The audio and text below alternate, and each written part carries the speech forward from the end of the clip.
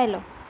കോൺകോർഡിൽ or, nor, either or, neither nor, not only but also ഇത് വെച്ച് രണ്ട് നാമങ്ങളെ ബന്ധിപ്പിച്ചാൽ രണ്ടാമത്തെ നാമം അനുസരിച്ചായിരിക്കും അതിൻ്റെ വെർബ് വരിക.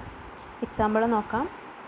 Either Hari or Gopal dash broken the window.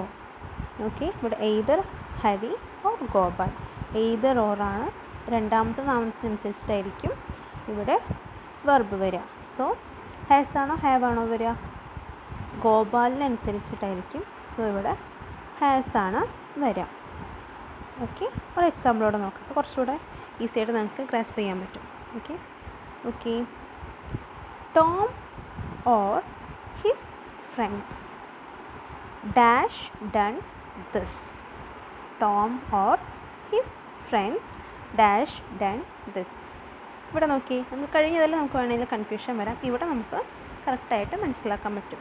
ടോമും ഫ്രണ്ട്സുമാണ്. So ഇവിടെ രണ്ടാമത്തെ നാമത്തിനനുസരിച്ചിട്ടായിരിക്കും വെർബ് വരിക. സോ ഇവിടെ ഹാവ് ആയിരിക്കും നമ്മുടെ ആൻസർ.